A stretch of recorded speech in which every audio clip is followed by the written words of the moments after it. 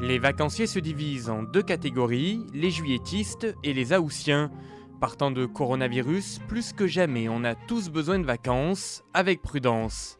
Ça y est, enfin, on va profiter, on va s'installer, se poser, faire les vacances, faire les courses. Et après, on va profiter au maximum. Enfin les vacances qu'on attendait depuis très longtemps. C'est vrai qu'avec en plus la crise, on avait un peu l'impression d'étouffer là-haut. Après le voyage, ça fait super bien. On en rêve depuis 10 jours. Mais vous savez quoi? Il a fallu plusieurs dizaines d'années pour que les vacances d'été entrent dans le quotidien des Français.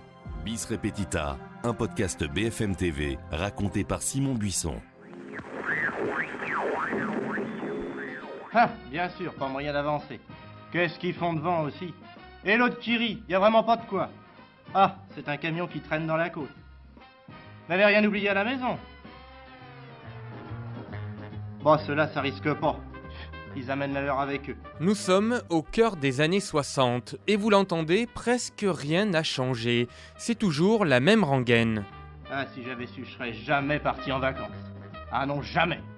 Bien loin des prémices des vacances d'été qui remontent en fait au XIIIe siècle, quand le pape Grégoire II accorde des congés aux enfants pour qu'ils puissent aider leurs parents dans les champs. 7 siècles plus tard, les vacances deviennent enfin de véritables vacances.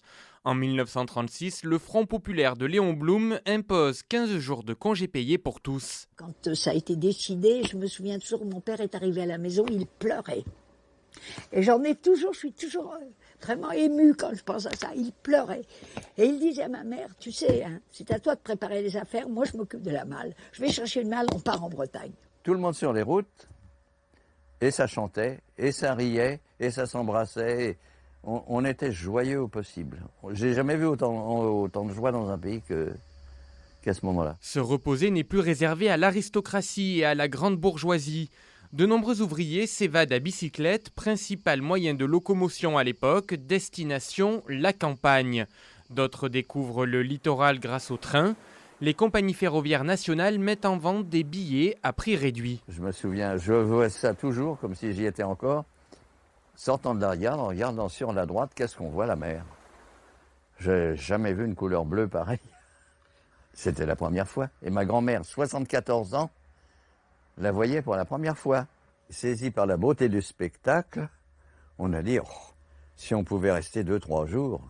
Mais il faut attendre l'après-guerre et les 30 glorieuses pour que les vacances s'imposent vraiment dans la société.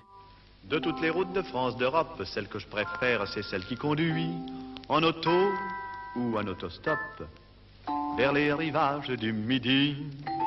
National 7. Il faut la prendre qu'on aille à Rome à 7. Que l'on soit 2, 3, 4, 5, 6 ou 7. C'est une route qui fera 7. Route des vacances. L'été venu, les Renault 4 chevaux envahissent les routes nationales, dont la plus célèbre d'entre elles, la Nationale 7, qui relie Paris au sud de la France. Vous n'auriez pas compris que ce journal du 1er juillet n'eut pas la couleur d'un ruban de route surchauffé, d'une plage aux rousseurs lumineuses ou d'un coin de peau qu'une dénudation récente n'a pas encore conduit à ce bronzage que garantissent, c'est bien connu, les séjours méditerranéens. C'est le début du tourisme de masse, de la civilisation du loisir. On découvre les joies de l'apéro et du camping. C'est l'attente toujours de famille, mais alors grand confort, super luxe, avec grande avancée, petite frange, toile imperméabilisée. Enfin, vraiment ce qu'il y a de mieux dans la tente. Le général de Gaulle rêve, lui, d'une Floride française pour concurrencer l'Espagne. Il lance la mission Racine, chargée de construire des stations balnéaires ultramodernes pour accueillir 1 million de vacanciers au bord de la mer Méditerranée. La plus emblématique de ces villes nouvelles du Languedoc-Roussillon sera la Grande Motte. Dans une civilisation où la part des loisirs ne cessera de croître, il est normal que l'État recherche des lieux encore vierges où puisse se développer cette civilisation. Les moustiques sont éliminés, bientôt de grands immeubles en forme de pyramide de béton dessinés par l'architecte Jean Balladur sont érigés au milieu des anciens marécages. Aujourd'hui, en 1970, la Grande Motte a déjà une histoire. Ces pyramides ont paru dans tous les journaux du monde. Avec sa plage en pente douce qui s'étend sur 4 km, son port de plaisance d'une capacité d'accueil de 1000 bateaux, Elle est une sorte d'oasis de soleil pour les passionnés de nautisme et un paradis pour les piétons. Aucune voiture ne circule en bord de mer. Chacun peut ainsi se retrouver, se détendre, se promener sans contrainte. Pendant ce temps, sur les plages de la Côte d'Azur, les jeunes femmes imitent Brigitte Bardot. Elles adoptent le bikini, destination Saint-Tropez. La plus haute fantaisie et de rigueur sur la plage et honneur au bikini qui amorce, après une disgrâce injustifiée, un vigoureux retour offensif. Mais avant de bronzer au soleil ou de siroter un cocktail, vacances riment souvent avec bouchons. Des bouchons monstres qui font polémique à l'été 75.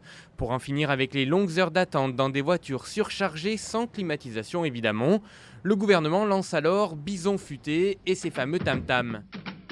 Visage pâle! Dans quelques jours, vous serez 5,5 millions à vous précipiter avec Squaw et Papouze vers vos wigwams d'été. Sur les pistes du soleil, vous allez croiser 3,5 millions de visages bronzés, ou presque.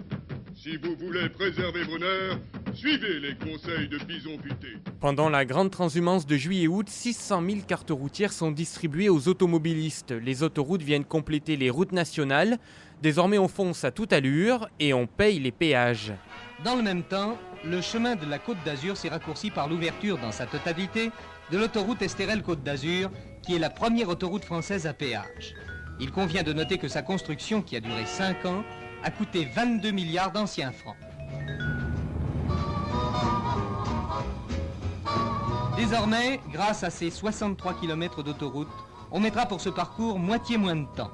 Gain appréciable pour les vacanciers, pressés d'arriver à la mer. Et ils le sont toujours.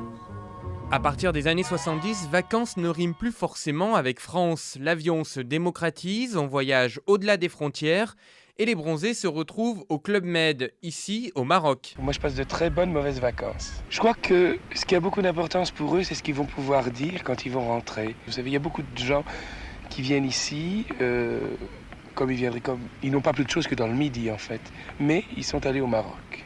Est-ce que c'est une formule d'avenir ?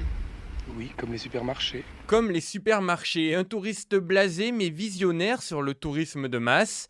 Aujourd'hui, plus de 35 millions de Français partent en vacances et une crème solaire se vend toutes les 2 secondes. Retrouvez les épisodes de Bis Repetita sur le site et l'application BFM TV et sur toutes les plateformes de streaming.